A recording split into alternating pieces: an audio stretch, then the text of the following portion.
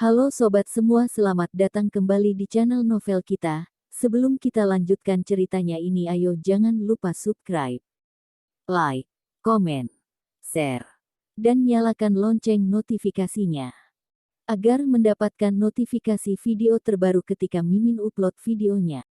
Istri yang dimanja, bab 287 apa hubungannya?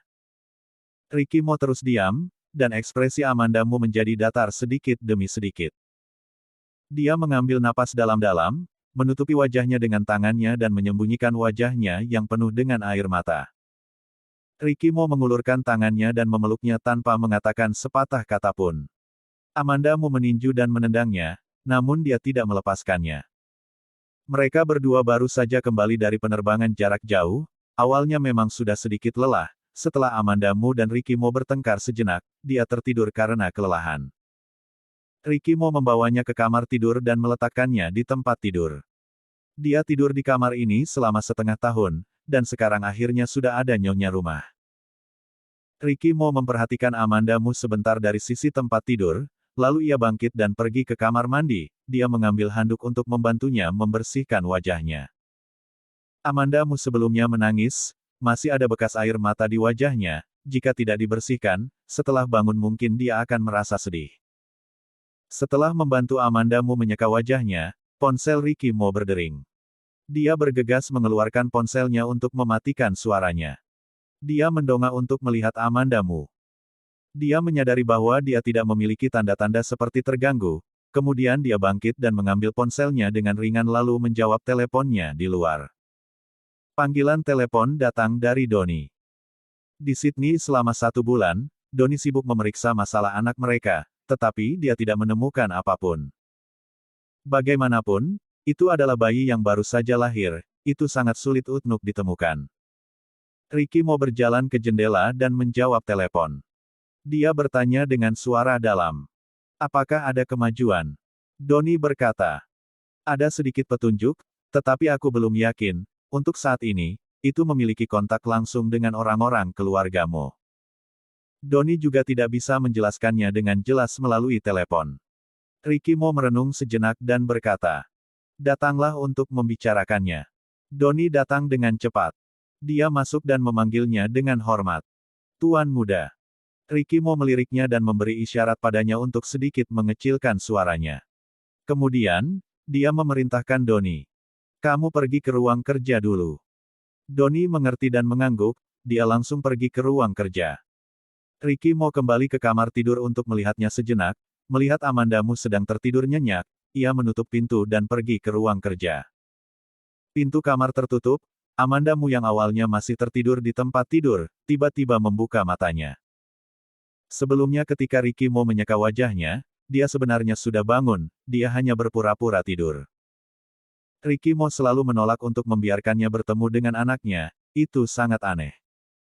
Meskipun Ricky mau sangat acuh tak acuh. Tetapi ketika dia baik padanya dia memang benar-benar sangat baik, jadi dia masih bersikeras tidak mengizinkannya untuk bertemu dengan anaknya, itu agak sedikit aneh. Dia bangkit dari tempat tidur dengan gerakan yang ringan dan membuka pintu kamar lalu keluar. Sebelumnya dia mendengar suara pintu ditutup dengan keras di luar, itu seharusnya suara pintu apartemen, sehingga dia bisa merasakannya di kamar tidur. Amandamu berjalan ke pintu masuk dan melirik ke sana, ternyata benar, dia melihat sepasang sepatu kulit pria seperti milik Ricky Mo. Orang yang bisa datang ke rumah untuk mencari Ricky Mo, selain James Gu, pasti Donnie. James Gu adalah orang yang agak berisik, jika dia datang dia tidak akan sediam ini. Kalau begitu, orang yang datang pasti Donnie. Amandamu melirik ke pintu ruang kerja, dan bersandar di sana dengan ringan. Pintu ruang kerja terbuat dari kayu, dan suara dia memutar pegangan pintu juga sangat kecil. Melalui celah pintu, dia melihat Ricky Mo sedang berdiri berhadapan dengan Donnie. Donnie memberi Ricky Mo sesuatu yang mirip dengan dokumen yang ada di tangannya. Tuan muda. Ini adalah status abnormal dana keluarga Mo yang diperiksa akhir-akhir ini. Di dalamnya, Tuan muda sepupu pernah mentransfer uang ke luar negeri. Aku pikir itu mungkin ada hubungannya dengan menghilangnya nona muda kecil. Ricky Mo tidak mengungkapkan pendapatnya tentang hal ini, setelah terdiam beberapa saat, dia berkata. Bagaimana dengan anggota keluarga Mo lainnya? Doni menutup dokumen itu, dia menggelengkan kepalanya dan berkata, yang lainnya untuk sementara waktu belum ditemukan aliran dana yang tidak normal. Mereka berdua mulai mengatakan hal yang lain, Amandamu tidak mengerti. Dia menutup pintu, dia merasa otaknya sedikit kacau. Orang yang Doni panggil, Tuan Muda Sepupu, dia tahu bahwa itu adalah Peter Si. Jadi, orang yang dipanggil, Nona Muda Kecil, oleh Doni seharusnya adalah putrinya dan Ricky Mo. Ternyata benar bukan Ricky Mo yang diam-diam mengutus orang untuk membawa anaknya pergi. Tetapi apa hubungan menghilangnya putrinya dengan Peter Si? Setelah dia menyadari anaknya menghilang, reaksi pertamanya adalah pasti Ricky Mo yang mengambil anaknya, itu karena dia tidak tahu siapa lagi yang akan membawa anaknya pergi selain Ricky Mo. Jika anaknya diambil oleh orang yang diutus oleh Peter Si, lalu apa yang diinginkan Peter Si? Apakah hanya untuk melawan Ricky Mo? Jika ternyata memang Peter Si yang melakukannya, bagaimana dia akan memperlakukan putrinya? Aura dingin masuk ke anggota tubuh dan tulang Amandamu sedikit demi sedikit, dan itu langsung membuatnya bergidik. Jika Ricky Mo yang membawa anaknya pergi, setidaknya anaknya bisa dijamin aman. Tetapi jika benar Peter Si yang membawa pergi anaknya, Amandamu merasa ingin terjatuh seketika, dia mengulurkan tangannya ke dinding kemudian baru bisa berdiri dengan stabil. Dia tidak bisa membayangkan bagaimana Peter Si memperlakukan putrinya. Ketika Amandamu merasa suara orang yang berbicara di dalam mendekati pintu, Amandamu langsung terkejut dan menyadari bahwa dia masih berdiri di pintu, dia bergegas berlari kembali ke kamar tidur. Dia tidak perlu berpura-pura tidur lagi, dia memegang ponselnya dan bersandar di atas tempat tidur, dia berpura-pura sudah bangun dan memainkan ponselnya.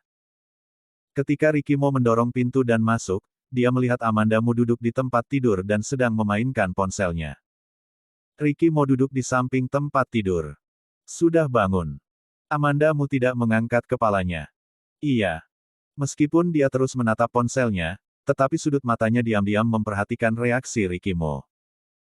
Ricky Mo sedikit mengangkat tangannya, seolah-olah mencoba menyentuh kepalanya, tetapi dia hanya mengangkatnya selama beberapa detik, kemudian menariknya kembali. Kemudian dia mendengar suara Ricky Mo yang tenang. Apakah kamu lapar? Apa yang ingin kamu makan? Amandamu mendongak dan menatapnya. Apakah kamu bisa memasak? Ricky Mo tampaknya tidak menyangka Amandamu akan menanyakan itu, atau dia tidak menyangka Amandamu berbicara dengannya dengan begitu tenang. Dia tertegun sejenak, berdeham dan berkata, aku tidak bisa, aku bisa meminta jade imperial untuk mengirimnya. Amandamu berkata, apakah ada sayur di lemari es? Aku saja yang memasak. Ricky Mo menggelengkan kepalanya. Kalau begitu ayo kita pergi untuk membelinya bersama. Amandamu mengangkat selimutnya dan turun dari tempat tidur.